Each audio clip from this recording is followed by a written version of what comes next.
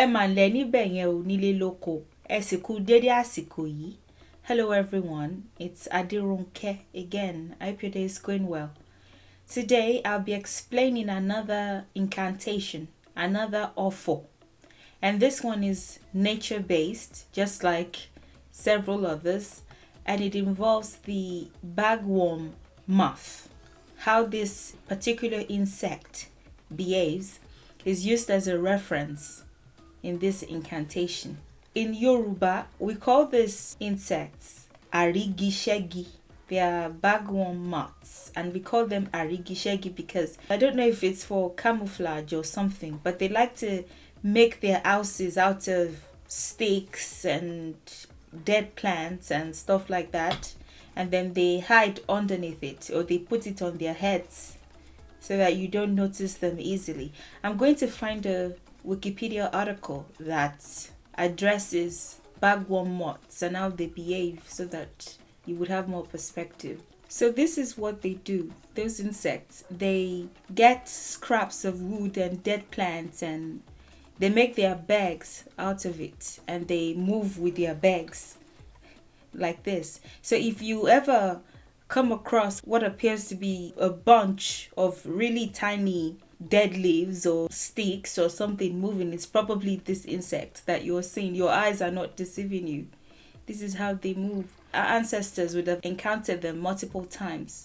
In the larval stage, bagworms extend their head and thorax from their mobile case to devour the leaves of host plants. And I think this part addresses how destructive they can be, often leading to the death of their hosts.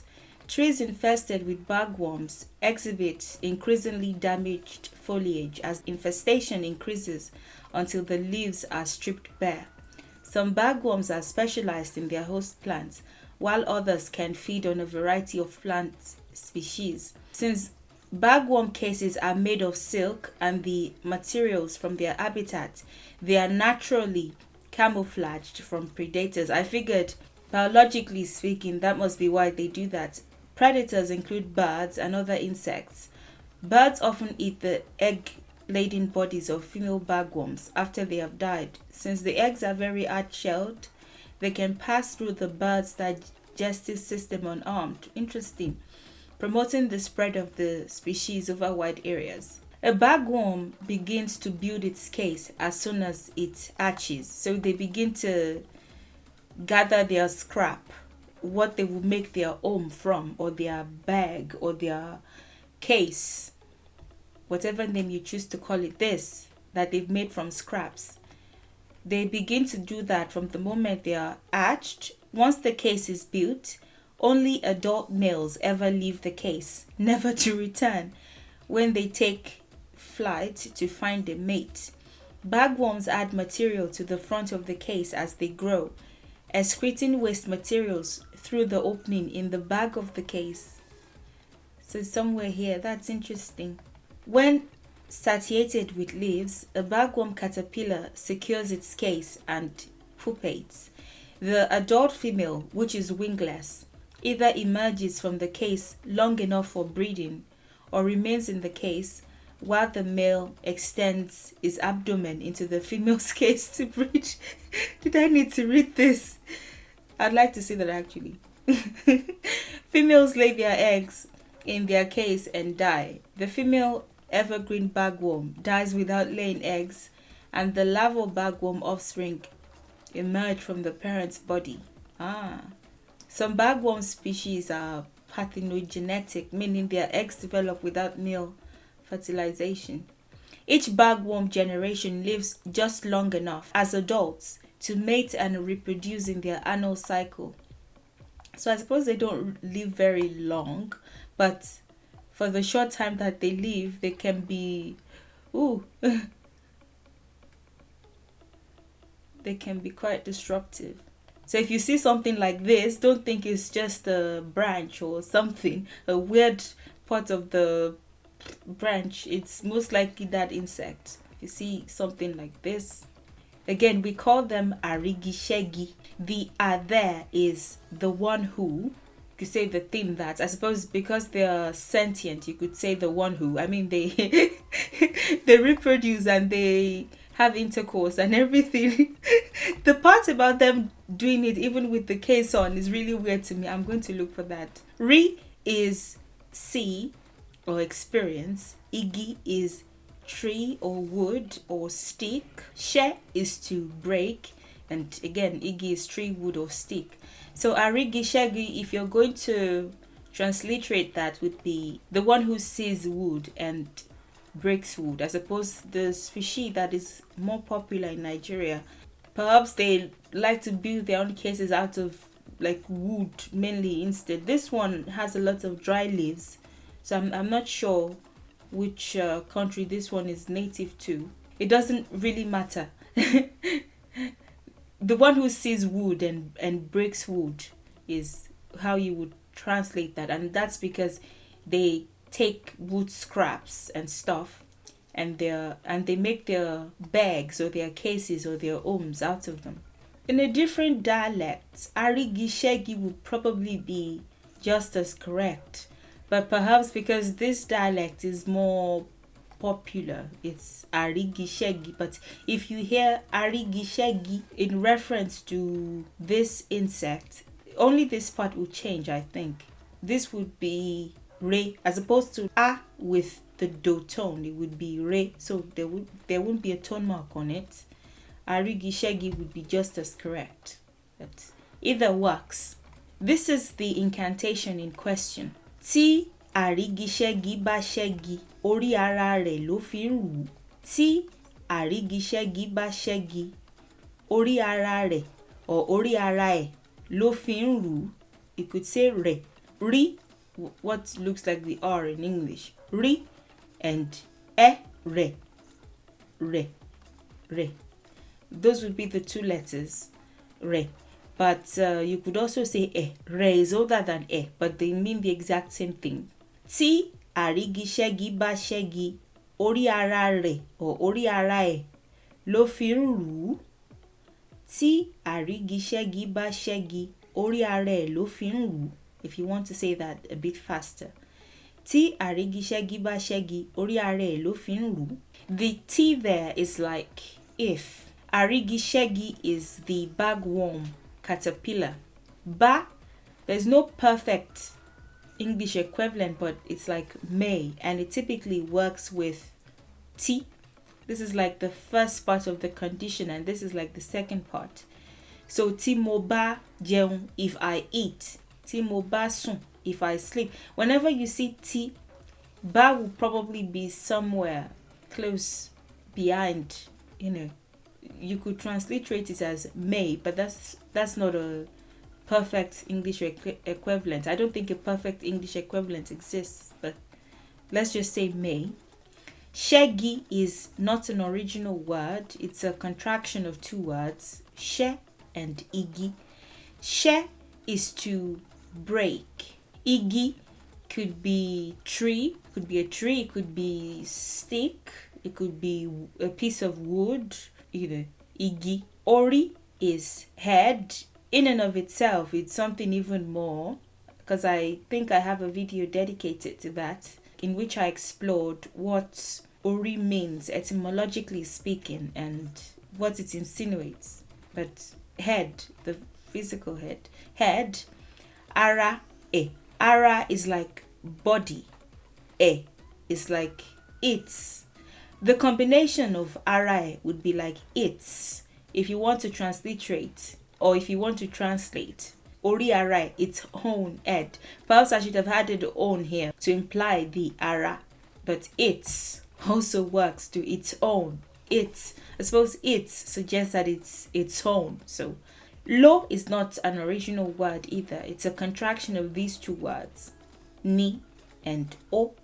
Ni is, or it could be is what, or is why. It really depends. At the basic level, it could be is or are, or even am, or monimi, I am a child, something like that. But sometimes you have to introduce another word to help make it sound good in the language you're transliterating to. English in this case. So is what. O is it. It's a pronoun, and I've covered pronouns as well in detail.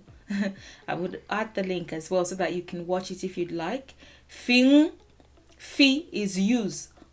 Whenever you see it suggests that something is happening or something happens.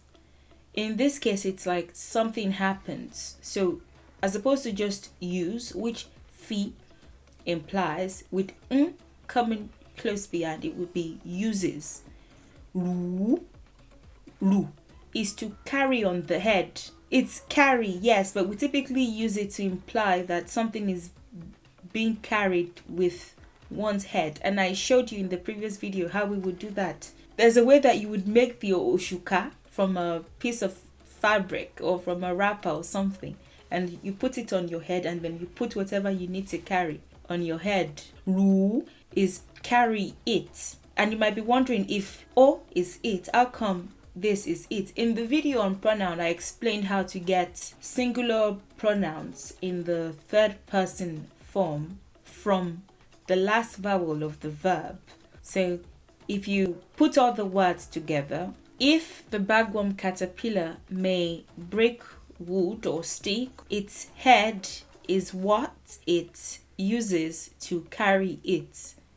The transliteration: if the bagworm caterpillar may break wood, its head is what it uses to carry it. That's a strict transliteration. So the translation would be something like this: if the bagworm caterpillar breaks wood, it carries it, the it being the broken piece or the broken pieces, with its head. If the bagworm caterpillar breaks wood, it carries the broken pieces with its head.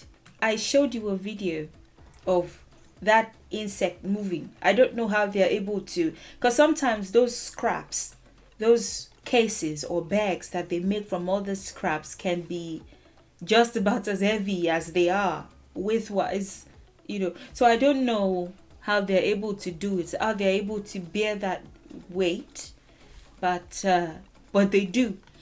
Essentially, when you use this incantation, you're just saying if anybody hurts you or hurts another or causes havoc in some way, definitely they would reap the results. This insect is destructive, yes. They would have destroyed a lot of our ancestors' trees, and I suppose they are our trees now, our nature. They would have destroyed some parts of nature in some way. As important as they are, they can also be destructive, but I suppose that's like where the balance is. They reap the reward right away. If they break a piece of wood if they break a piece from your plant, they would attach it to themselves. So it's almost like a karma incantation. Like, if anybody hurts me or if anybody disrupts my life in this way, of course they will reap the karma, because we think of them as reaping the karma when they have to bear the weight, and they have to, like in the video that I showed you, constantly drag that weight with them wherever they go. In reality, from the insect's perspective, of course they are camouflaging and protecting themselves, but for the purpose of this incantation, we see it as, they are bearing the weight of their wrongdoing. They broke this scrap, or they destroyed my plants, and they are now dragging that piece with them wherever they go. So they are bearing the karma. That's like just for the purpose of the incantation, that's the reference, is anyone who hurts another, or anyone who hurts me, or anyone who hurts someone that I love, or whatever. It's not very personal. So even if you're saying positive wishes for somebody, you can say that exact same way. Àrígiṣẹ́gi tó bá ṣẹ́gi orí ara ẹ̀ ló fi ń rù, or tí àrígiṣẹ́gi bá ṣẹ́gi orí ara ẹ̀ ló fi ń rù. Anyone who destroys will bear the weight of their destruction, will reap the karma of their destruction, will bear the consequences. And I find it interesting in connection to my video on Eshu. I mentioned that Eshu is one deity that is particularly interested in actions and consequences. It's, you're about to make a decision, think about it really well. Is it worth it? Does it bring any form of satisfaction? What are the likely consequences? Will this make sense? Is this something that I would regret? Am I using my head? And I was also saying that people sometimes think that they are smarter, that they've gotten away with stuff. I gave the example of these true crime videos that sometimes they make you think that you're smart. I think that's why people like to call Eshu the trickster. Eshu's not the trickster. You are the trickster. You are the one that thinks you're smart, that thinks you can outsmart the energy. I don't know why. Well, you could say because there's a lot of logic. Yeah, let's be realistic. there are some trickster aspects, but rather than, it depends on the word that you use, because the word trickster comes with negative connotations, I guess. It's more like logic. It's more like logic. I don't know. Would you see a police investigator trying to get information from a suspect as a trickster?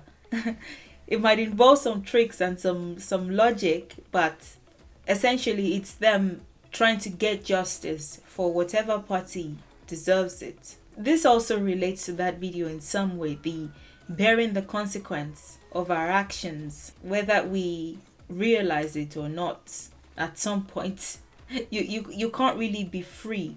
I suppose that's why the concept of karma is also, I think it's an Indian Hindu concept, more like Hindu, not Indian. That's why we can relate to that concept, because we have it in our culture as well.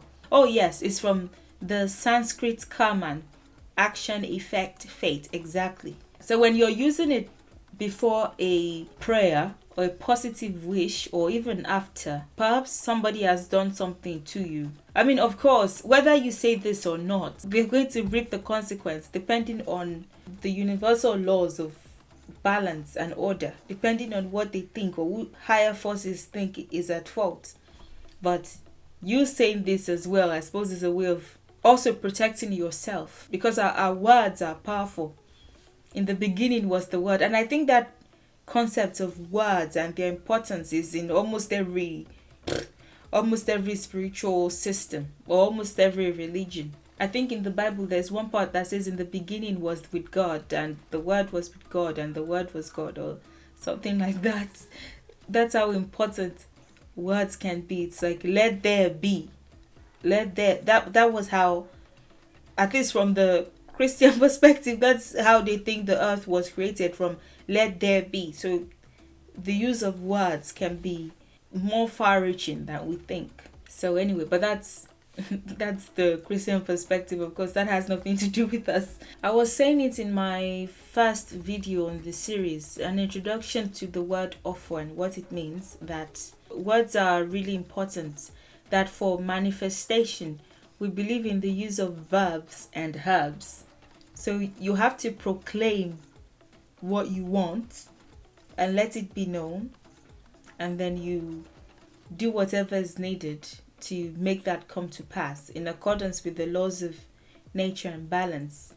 So there is that. Words are very important, and using this as a reference, it's like our ancestors found a way to learn from nature, perhaps so much so than we do now, and reference things to the universe whenever they wanted something or whenever something happened. So if you have any questions, please don't hesitate to ask. Thank you for watching. Thank you for your time and for your support, and I'll see you in the next video. Enjoy the rest of your day, and bye for now.